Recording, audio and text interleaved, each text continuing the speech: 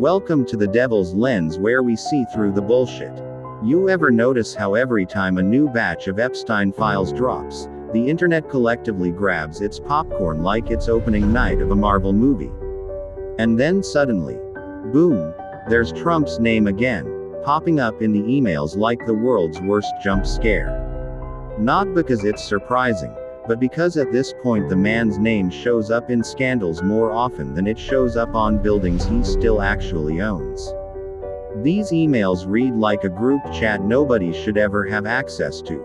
Powerful men, shady jokes, and enough redactions to make a CIA agent sweat. If Shakespeare wrote farce, he'd take notes. The real gem is Epstein himself, firing off messages calling Trump dangerous and the worst person he'd ever met. That's a bold statement coming from Jeffrey. My address book has its own zip code of felonies, Epstein. If Epstein thinks you're the worst guy in the room, brother, you've got some spiritual housekeeping to do. It's like being called a bad driver by the guy who uses his car as a demolition derby entry. You don't defend yourself. You quietly reevaluate your life choices. Then we've got the infamous "he knew about the girls" line, which set the internet on fire faster than a Fox News tweet at 3 a.m.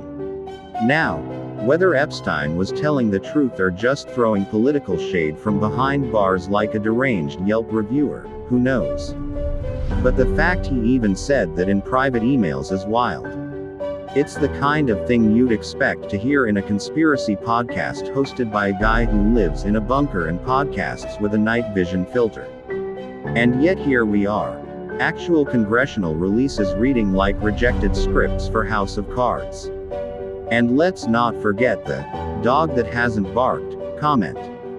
Epstein basically wrote, "Trump hasn't said anything that's suspicious." Which is hilarious, because Trump normally talks so much the man could give a TED Talk in his sleep. Silence from Trump is rarer than bipartisan agreement, so yeah, I get why it raised eyebrows. If Trump isn't talking, that's when you start checking storm drains and back alleys for clues, because something ain't adding up. In the end, the Epstein emails don't give us the full picture, more like a blurry Polaroid of a dumpster fire. But they're spicy enough to keep the political drama fans fed. Trump denies wrongdoing, Epstein's estate leaks like a broken faucet, and the public is left piecing together a puzzle missing half its pieces. Honestly, at this point, the whole saga feels like a reality show that's gone on too long. But I'll say this. When Epstein describes you as dangerous, that's not a red flag. That's the whole Matador costume. And finally, we have the email asking if Putin has the photos of Trump blowing Bubba. No wonder he was running against Hillary. It was the same old competition between spouse and side piece. It's hard to believe that the Don was sloppy seconds after Monica Lewinsky. Don sounds like a real bottom instead of the alpha he portrays himself to be. Anyway, that's all for tonight. Please subscribe and join us as we transition to the next eon.